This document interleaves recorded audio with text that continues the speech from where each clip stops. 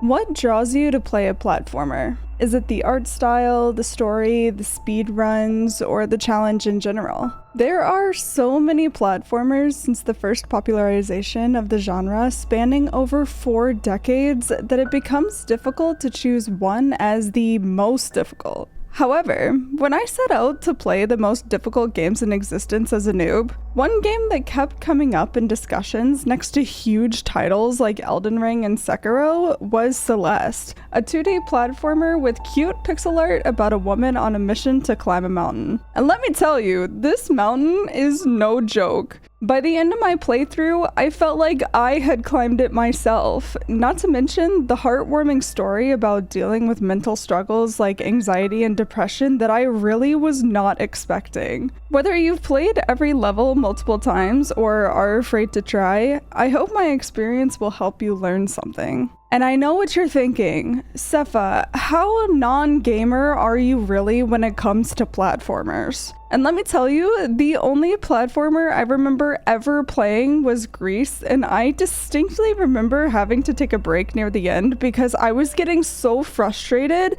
and that game isn't even hard. This was my first real go at a challenging platformer that is designed explicitly to be difficult. And I think when anybody looks at my gameplay, they will agree I am the noobiest noob.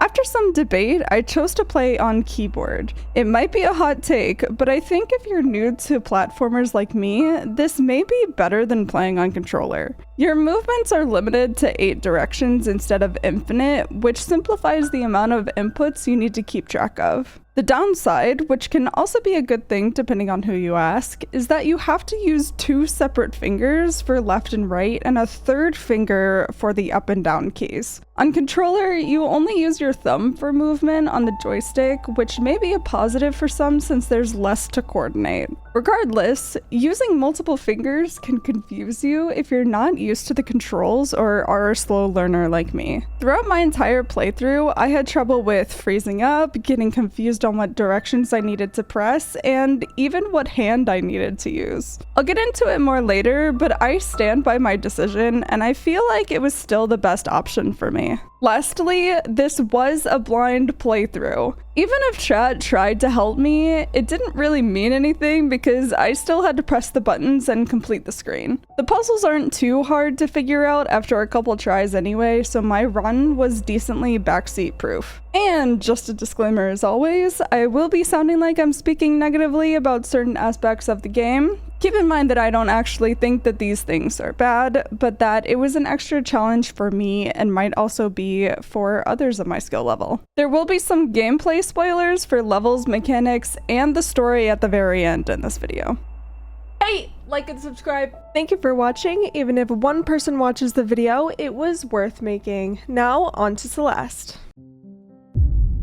If you're like me and clicked on this video because it seemed interesting, but you have no idea what Celeste is, don't worry. I will briefly explain how the game is structured so you can have context. Celeste is split into chapters that you play through to progress the story and the game as a whole. Each chapter has checkpoints, or screens as they're called in the genre. These screens are made up of puzzles and platforming sequences that you as the player have to figure out and move through until the end. Each chapter in Celeste has its own aesthetic and introduces mechanics that layer onto each other until you're having to do complex sequences with many different parts by the summit. We'll get more into breaking down what each chapter teaches you later, but for now, just know that you're going to be doing a lot of learning quickly, especially because the respawn time after you die is so fast. It takes about 1 second to reset after a failed attempt, which is honestly such a good design since you die a lot, and reducing the amount of time you spend waiting keeps your brain engaged and your fingers hot. For an extra challenge if you're feeling special, you can take on extra side screens that reward you with strawberries. These items don't add anything of value in the game, but there are achievements for getting them that you can use to brag to your friends. I tried my best to get as many strawberries as I could during my run, but some of them were so difficult that I started to lose my mind, and I'm a person who enjoys being mostly sane, so I had to give up on some of them. There were also some strawberries I probably missed because I accidentally took the correct path and got locked out of going back to explore, or they were behind very quick reflexive situations that I was just not prepared for. This gives a lot of replay value to the game, so you can go back and find all the things you missed the first time. Speaking of replay value, each chapter has a hidden room that, when completed, gives you access to that chapter's B-side. And within the B-side, the C-side, but don't get me started on that. This is basically a more difficult version of the chapter that introduces more mechanics and abilities and is much more challenging to get through. I was only able to play through chapter 2's B-side, and the jump of difficulty is super noticeable and requires you to really have a good grasp on the game.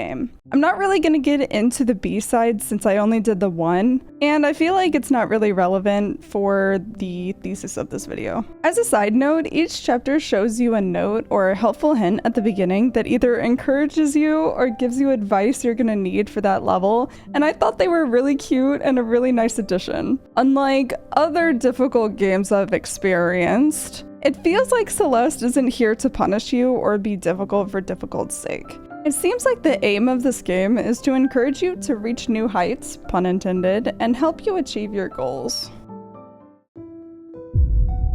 And with that out of the way, let's get into the good stuff. Whenever I make these videos, I try to keep things concise since I don't want to waste your time, but when it comes to this game, I feel like it's important to break down each chapter individually since each one really does build towards the next. They also drove me crazy, all for different reasons, so I'll be mentioning that on the way as well. Before we jump into chapter-specific mechanics, there are some general mechanics that persisted throughout the game. First, the green gems. These reset your stamina and dashes, allowing you to double dash or climb further. There are several screens that combine this with other mechanics to create a chain of consistent movement that requires a lot of prior planning, when you can see the whole screen. When I was trying to figure out a path, I sort of thought of these gems as a brain reset to think, okay, left here, take gem, then up and left. It was sort of a way to get the sequence organized in my brain. Second, wall kicks.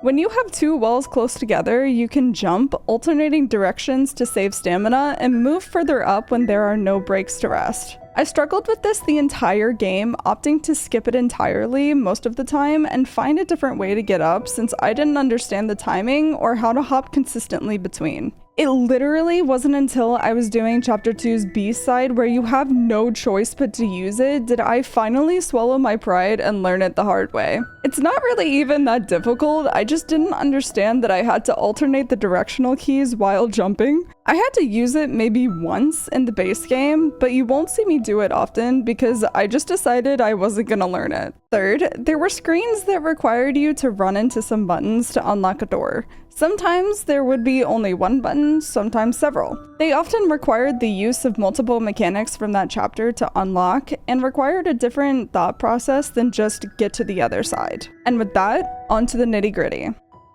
Chapter 1 starts you off in the city on the way to Celeste Mountain and gives you a little tutorial for the controls. I was pretty much struggling right out the gate since I'm an impatient Aries and don't know how to read. But after I got the hang of how the game wanted to teach me, I had a much better time. Plus, like, why would it fall down if I couldn't get back up? Oh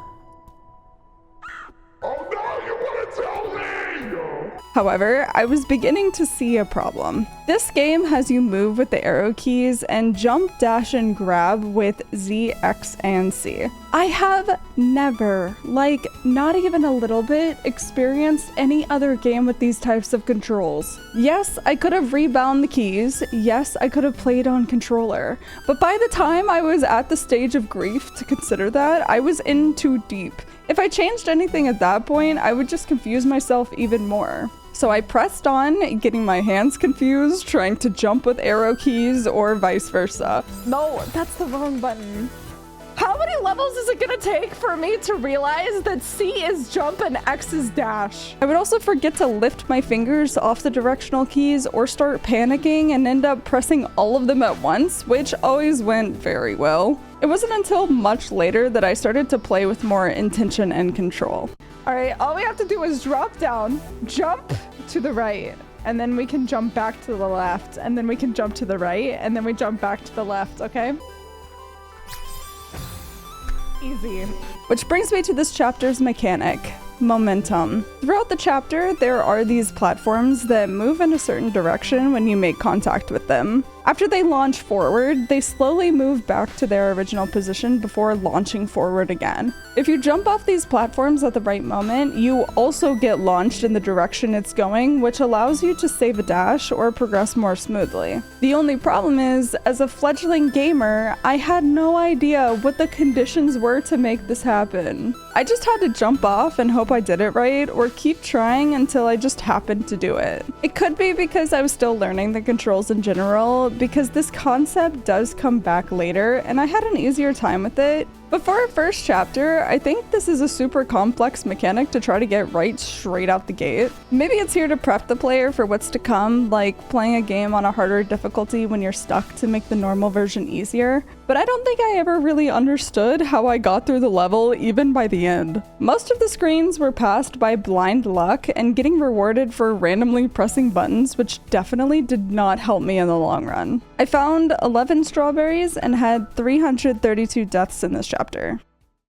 Chapter 2 throws us into spoilers, a dream that, after a bit or a lot of searching, introduces us to the void bubble mechanic. These bubbles can be dashed into, and then they spit you out in the direction you entered. This becomes extremely important further in the level when making the wrong choice will end in disaster. In addition to the direction, the position you start in also matters. There can be really small windows where you might have the right direction, but if it's slightly off, you're suddenly a wall pancake. These two principles are what makes up the puzzles in this chapter. I didn't have too much trouble with it, other than the strawberry one where you can't touch the floor, and most of the screens gave you plenty of time to think about where you wanted to go and what order. However, this level is your first introduction to bosses. At the end, you're met with the manifestation of your mental illness that seeks to stop you from climbing the mountain because it believes you're not strong enough, and it chases you throughout the rest of the level. Since this boss is you, it takes all the movements you take just a little behind. It's not as quick thinking as other bosses, but instead requires more deliberate planning before you even take the first step. You have to be careful about how long you take. If you go too fast, you'll run into her. If you're too slow, she catches up. It's a precise balancing act that makes you start to put all the pieces we've gathered together and do it under pressure. This boss taught me a lot about what I was really capable of up to this point. I think sometimes when it comes to games like this, it's easy to get in your head and overthink things, making them harder for yourself. But it turns out, with the added pressure, it's not possible to overthink, and shows you as the player that, hey, you have learned a lot and you're starting to get the hang of it. I found 7 strawberries and had 190 deaths in this chapter. Chapter 3 is when the game stops being nice to you. The first 2 chapters were making sure you understood how the game works, and now that you're here, the game assumes you've got it covered. I, in fact, did not have it covered. I was still a puppy whose paws are too big, and I grew too much in the past couple of months, so I'm still falling over my feet, and my owner decides to put me in an advanced Olympic doggy agility course. This chapter is, in my opinion, the most difficult chapter. It's also the only one whose mechanics don't really show up again, thank God. So Sepha, what makes this chapter so bad? I hear you asking from beyond the screen. And my dear viewer, let me tell you everything that makes this chapter hell.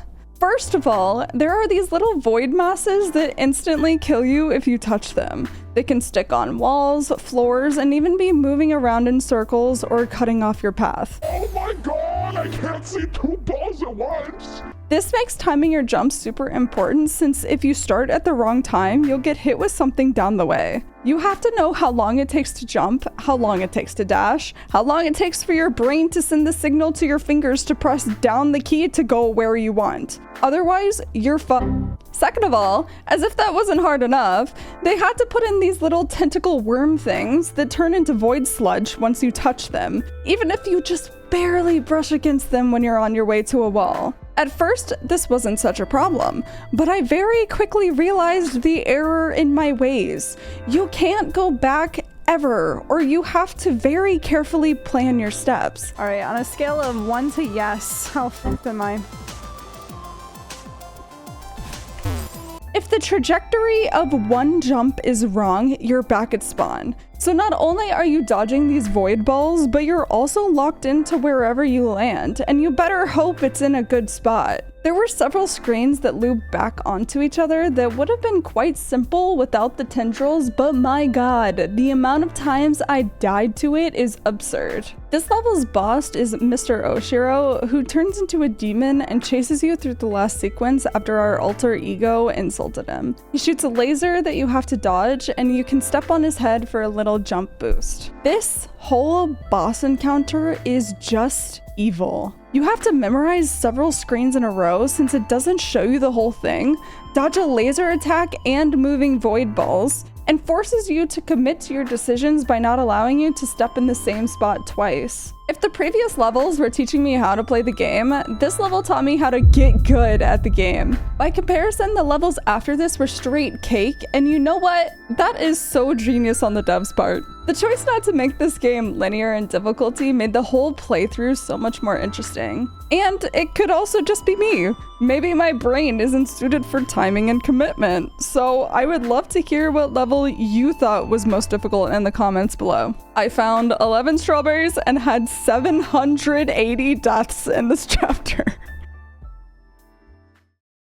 Chapter 4 gives us a breath of fresh air in the sunset as we continue our journey. This chapter is beautiful and really makes it feel like you're outside with the background and the totally normal and not annoying at all wind mechanic. This wind was the moment I realized I had been pressing my keys down unnecessarily hard in hopes that it would move the character faster. The wind takes everything you learned in chapter 3 about your character's timing and how fast she goes and then adds another layer of friction on top of it. It's so interesting that as a player, you develop a sense of depth and start to get a feel for how far you would go if you were against the wind or with it. It starts to become second nature at a certain point. In addition to the wind mechanic, we encounter green bubbles that spit you out a little ways after entering them. You can control the direction they spit you out in, or just totally brain fart and forget to press anything, leaving the direction up to fate. These bubbles also reset your dash and stamina, allowing you to use them as a brain rest similar to the gems. Don't rest too long though, or... These bubbles were pretty fun when they weren't messing with my head, since they're often chained together, creating a fast sequence that can span off screen. It's both a test of reflexes and memory, allowing you to either accidentally do it the first try, or fail for hours before you remember every minute movement you have to make. The interaction with these bubbles and the wind is also pretty interesting. You have to figure out if you can just go straight in one direction out of the bubble or angle it up a bit to reach the next one. The ending screens also introduce random snowballs that fly at you that are bigger than your entire body. Similar to Mr. Oshiro, you can also jump on the snowballs for an extra boost or just pray that you don't come into contact with it. The last introduction is actually a build on Chapter 1's mechanic, freely moving platforms. These can still provide some momentum if you jump off at the right time, but what makes them more interesting is that they're multi-directional. You can only attach to them on the lighter sides, and some of them you can control with your directional keys. This created some ridiculous puzzles that took so long for me to learn, to the point where I thought it was so convoluted that it can't actually be the answer. In some of these puzzles, you have to jump off the platform to go around and jump back on, all while keeping up with it and saving your dash the entire time. Some of the platforms lead to other platforms that lead to bubbles that lead back to the platform. With this type of mechanic, the possibilities are endless, and if that's what they chose for the base chapter, I'm afraid to see what the B-side looks like. I found 19 strawberries and had 586 deaths in this chapter.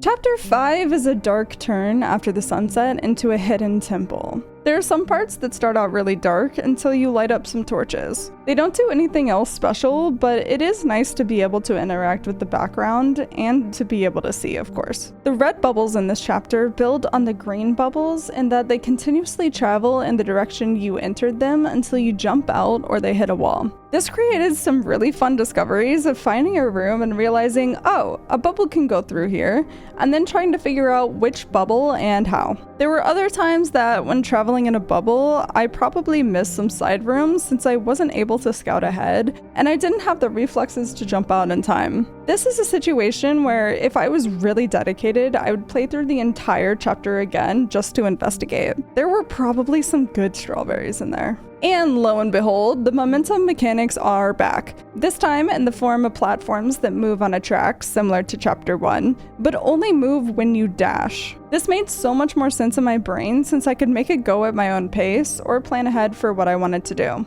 Or maybe I was just used to it now, but I was flinging myself through these screens like no tomorrow. These platforms also made dashing much more strategic than the chapters up to this point. Some platforms needed to be more precisely positioned, or you would forget that they wouldn't be in the same spot and end up trying to grab nothing. Either way, using the dash was a much more intentional and timed part of the level.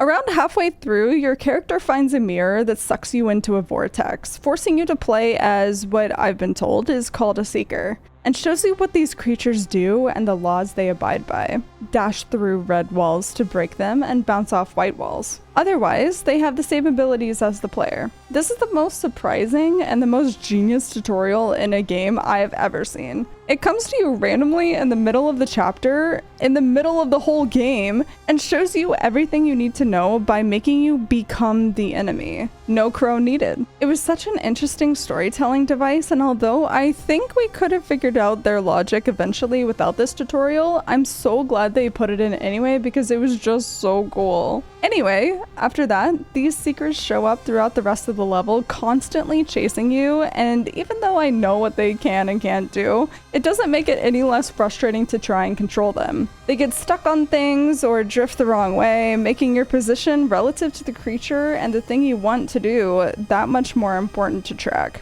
It feels a bit more organic than the precision demanded in Chapter 3 since you're dealing with a moving object, which almost makes it more infuriating. At a certain point, you're begging the Seeker to just do what you want it to do, despite you being the only one in control. If you jump on their heads, like the other enemies, they give you a little boost and reset your stamina. But they also emit a little pulse when they respawn. This can be used to your advantage to propel you in a direction if you're good enough, but I'm not, so I chose not to mess with it. The boss fight for this chapter is, well, not really a boss fight at all. Up to this point, I haven't really talked about the story since I don't want to turbo spoil it, and I feel like it's not really relevant to learning the game as a noob. All you need to know is this guy you met a while ago named Theo is also climbing the mountain sort of parallel to you, and we've had a few conversations with him. The power of the mountain trapped him in an alternate dimension within the mirror, and once we break the mirror for the secret tutorial,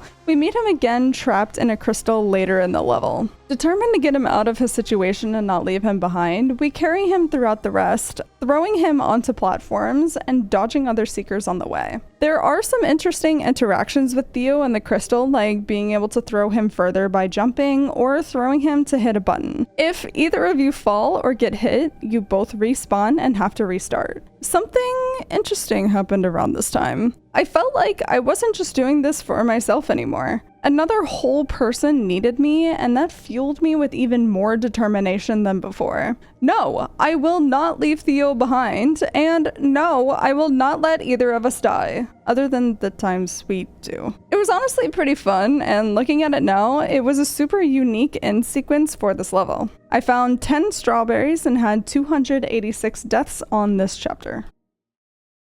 Chapter 6 takes us all the way back down the mountain after we fail to fully accept our alter ego. Our character wonders if maybe our anxiety brain was right and we should give up. Fortunately for us, we aren't thrown back to our car where we would easily be able to leave the mountain. Instead, we're tossed down into the very bottom of the mountain within a cave of sorts that we have to climb out of before going home. This chapter introduces many fun mechanics that all work together to create really interesting chains. Unfortunately for me, one of these mechanics is these boulders that move in the direction you dashed into them. They can break ice blocks if they run into them, creating a new path to enter. The ice blocks don't respawn when you reset, which can be a blessing and a curse depending on how well you scouted the area. I'm not positive, but doing this may have locked me out of some strawberry rooms I didn't realize were there until it was too late. Anyway, you can still ride these and change its direction if you dash into it again.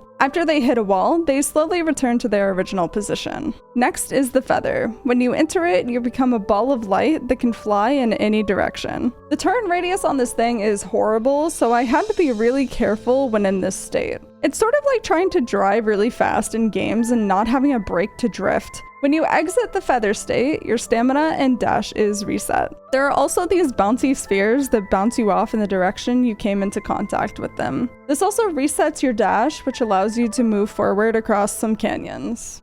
For the boss battle, we have to combine all these mechanics to jump on our alter ego's head while she sends projectiles and laser beams our way. Rude. This very quickly devolves into a bullet hell instead of a cozy platformer, and I loved every second of it. By this point, we had saved our friend, conquered the wind, cleaned a hotel, and ran away from ourselves, and finally, we're set on accepting who we are and overcoming our own flaws. We're fighting back despite all the mean things we said to ourselves, and we're ready to face it. This boss battle was actually really hard, but it's the first one where I felt empowered. It's the first one where I'm not running away from something, and my god, was the payoff worth it, because after you finally accept yourself, you become one, and now you can double dash. There are no strawberries in this level, but I had 471 deaths. And finally, chapter 7, the last chapter in the main story. And dude, I could not wish for a better way to end it. After falling all the way to the bottom of the mountain in the previous chapter, we're made to do it all again, baby. Wait, do I have to do all of the previous levels in one level? That's right, we start all the way in chapter 1 and make our way back up through the weird void dream, stopping to say hi to Mr. Oshiro, dealing with the intense wind at sunset, rediscovering the hidden temple, and doing it all with the help of our new double dash. This whole part of the chapter is a show of how far you've come as a player since the first chapter and how much you've learned. The amount of growth I saw in myself was crazy. And being able to interact with all the mechanics with the added layer of the double dash made everything so fresh. It was the most fun I had throughout the entire game. It was like a nostalgia trip from like 16 hours ago. After getting through the temple, we're finally ready to finish it. Starting at checkpoint 30 and making our way all the way to summit at checkpoint 1. And this portion of the chapter strips every other gimmick away, leaving just you, springs, gems, and your double dash to get across the absolutely abhorrent amount of spikes between you and the top. You thought the game wouldn't be as hard if it wasn't for all the gimmicky bullshit. Well, think again, because this actually tested my patience so bad. However, I'm also a child at heart that needs nothing but small bursts of dopamine, such as from a little confetti and a flag to keep me going. Seriously though, the countdown up to the summit was such a fun interaction that made the entire final sprint so exhilarating. I knew exactly how close I was and how much closer I was getting from where I started. My heart started racing with adrenaline more and more after each checkpoint, and suddenly I was in the single digits. The end was close, and I was about to beat one of the most difficult games in existence. And the same was true of our character. She was about to achieve the most difficult feat of her life. We were both proving to ourselves that we could do anything we set our mind to, and thank everything we didn't give up, because reaching that summit was the best feeling in the whole world. We actually did it! A few moments later. Okay, it's one thing to have like your own sense of accomplishment for like doing something that's really hard, but then also the fucking story is so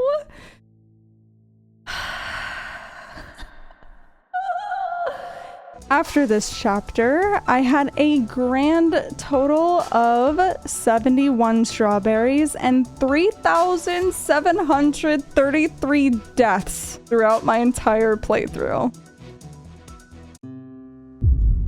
Normally when it comes to my commentary, I don't talk about the story since it's not relevant to my experience playing the game and how difficult it can be for noobs. But this game's story is so beautiful and actually hit pretty close to home for me, so I wanted to dedicate a little bit to it for my own self-indulgence. When I was in high school, I was diagnosed with panic disorder. I would randomly get panic attacks when I was at school, and it was really scary to me as a teenager, and one that already stood out at that, if you know what I mean. There were many times where I wished I could just be normal and resented the anxious part of me. I wanted to beat it somehow and not have to deal with it anymore. But only after I finally accepted who I was did I learn to work with it and become stronger as a person. It didn't weigh me down anymore, but became a part of me and what makes me, well, me. This whole process is played out with the main character in Celeste. She feels lost, fighting the anxiety and depression she deals with and setting out to make it to the summit of Celeste Mountain to prove something to herself. She spends the first act of the game fighting against her mental health despite that voice in her head telling her she's not enough and she can't do it, until she sets back so much that she has no choice but to face herself. With a little help from some friends along the way, she's finally able to accept that part of her and become twice as strong, working together in a way she wouldn't be able to do otherwise. The depictions of her panic attacks and hearing how small her voice gets in these moments is gut-wrenching and honestly too relatable. The devs for this game did an amazing job conveying what these intense feelings are really like. It does feel like the walls are closing in. It does feel like the air is too thin and you can't breathe.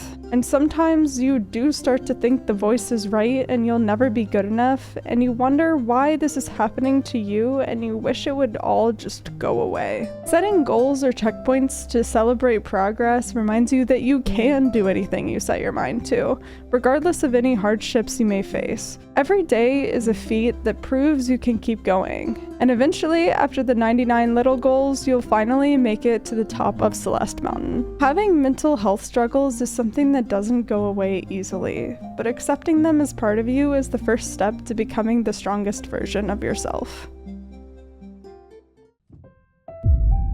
All in all, Celeste is a game about learning and overcoming your own obstacles. It's designed to expedite the learning process with quick respawns that facilitate a fail-based learning loop. You will fall over and over again, but as long as you keep trying, you will eventually get it. The respawns are fast enough that you never have time to simmer in frustration, and keep looking forward to try different things or figure out what went wrong. There were tons of times I tried the exact same thing, thinking maybe I was just doing it wrong since I'm terrible at games, before realizing there has to be a different way. The game forces you to think about your resources and discover the way to solve the puzzles by looking at the bigger picture. And yeah, it did feel really good after passing a screen you were stuck on for so long. With some determination and patience, eventually the game slows down and gets easier. You start to really understand all of your abilities and their limits. You start to recognize patterns and think more creatively on how to solve the puzzles. And most importantly, you start to trust yourself after proving time and time again that you can do it, and if you got through that stupid hotel, you can do anything you put your mind to. This is the most noob-friendly, difficult game I've played so far. Not because it wasn't difficult, because, oh boy, it was. But because of its persistence and believing in you. The game doesn't hold your hand, but it constantly reminds you that you are more than what you think you are. You can be more than you are right now. If you can't do it now, take a break. Come back later. Die a few hundred times until you finally get through, but you can do it. I know there's some special movement tech, but the game is fully capable of being beat with the very basic move, jump, and dash abilities. The speed of recovery and the limited buttons to think about reduced the mental stack and lowered the barrier to entry so that anyone can pick it up and get the hang of it. Maybe I had more deaths than the average person and found less strawberries, but that doesn't make my clearing the game any less valid. If anything, it proves I'm probably more stubborn than the average person. Sometimes, when you walk into a zone you're not supposed to be in an open world game, you try to fight the mobs, do no damage, and get one shot. You think to yourself, This is impossible. I'm definitely not ready for this. And throughout my entire playthrough of Celeste, I never felt that way. I never felt like any screen was impossible despite my inexperience and clumsiness with my reflexes. I never really got comfortable with the controls, but I knew that if I tried enough times and memorized what I had to do with my hands like a dance, I would be able to put on a good performance and get to the end. Celeste is a beautiful game about overcoming yourself and accepting that although some things are hard, they're what make you stronger.